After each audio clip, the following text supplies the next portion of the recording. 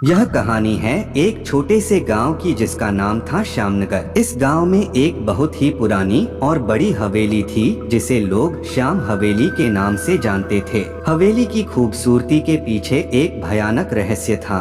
लोग कहते थे कि वहाँ एक आत्मा का वास था। कहा जाता था कि जब भी किसी ने हवेली में रात बिताने की कोशिश की उसने अपनी जिंदगी खो दी या पागल हो गए। गांव वालों का मानना था कि श्याम हवेली में एक पुरानी रानी की आत्मा भटकती है जिसने उस जगह पर किसी अनजान कारण से अपनी जान दे दी थी। इस रहस्य ने सभी को डरा रखा था और कोई भी वहां जाने की हिम्मत नहीं करता था। एक दिन गांव में एक नवयुवक जिसका नाम रवि था आया। रवि ने पुरानी कहानियां और अफवाहों को कभी गंभीरता से नहीं लिया। जब उसने श्याम हवेली के बारे में सुना तो उसने सोचा कि यह सब झूठ है और उसने निर्णय लिया कि वह उस हवेली में एक रात बिताकर गांव वालों को साबित करेगा कि यह सब सिर्फ कहानियां हैं।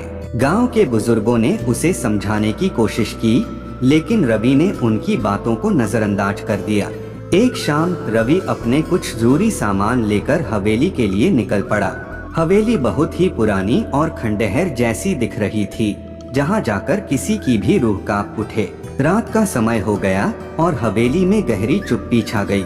रवि ने एक कमरे में अपना बिस्तर लगाया और अपनी टॉर्च जलाकर चारों ओर देखने लगा। हवेली के अंदर कीमती चित्र, टूटे फूटे फर्नीचर और धूल भरी किताबें थीं। रवि ने चारपाई पर लेटकर एक किताब उठाई और पढ़ने लगा, लेकिन अचानक एक ठंडी हवा का झोंका आया और दरवाजा खुद ब खुद बंद हो गया। रवि सहम गया लेकिन उसने खुद को संभाला और किताब पढ़ने लगा। तभी उसे लगा कि कोई उसके पीछे खड़ा है, लेकिन जब उसने मुड़कर देखा तो वहाँ कोई नहीं था। उसकी दिल की धड़कन तेज हो गई। उसने सोचा शायद उसे भ्रम हो रहा है, लेकिन तभी एक तेज चीख की आवाज ने उसकी नींद को उड़ा दिया। रवि का चेहरा पसीने से भीग गया। उसने देखा कि कमरे का दरवाजा खुल चुका था और अंधेरे में से कोई सफेद लिबास पहने हुए एक महिला की परछाई दिख रही थी। वह परछाई धीरे धीरे पास आ रही थी। रवि डर के मारे उठकर भागने लगा, लेकिन जैसे ही उसने दरवाजे से बाहर निकलने की कोशिश की,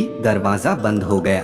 अब वह परछाई बिल्कुल उसके सामने थी। महिला की आंखें लाल हो चुकी थीं और चेहरा भयानक था। उसने रवि से कहा, तुमने मेरी शांति भंग की है, इस जगह से चले जाओ। रवि ने हिम्मत जुटाई और कहा, मैं यह जानना चाहता हूँ कि तुम्हारी आत्मा को शांति क्यों नहीं मिल रही। महिला की आत्मा ने आह भरी और बोली, यह मेरी कहानी है।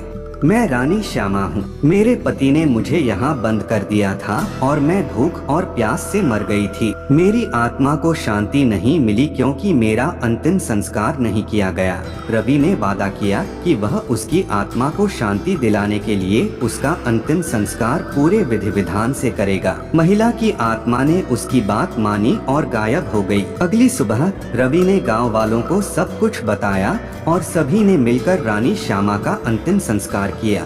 उस रात के बाद कोई भी भूतिया घटना नहीं घटी और हवेली अब एक शांतिपूर्ण जगह बन गई। रवि की बहादुरी से गांव वालों ने उसे सम्मानित किया और श्याम हवेली अब गांव का एक महत्वपूर्ण हिस्सा बन गई जहां लोग बिना डर के जाया करते थे। इस प्रकार रवि ने अपनी हिम्मत और समझदारी से न केवल अपने डर को हराया बल्कि एक निर्दोष आत्मा को भी शांति दिलाई। यह कहानी हमें सिखाती है कि हमें सबसे बड़ी चुनौतियों का सामना बहादुरी और बुद्धिमानी से करना चाहिए।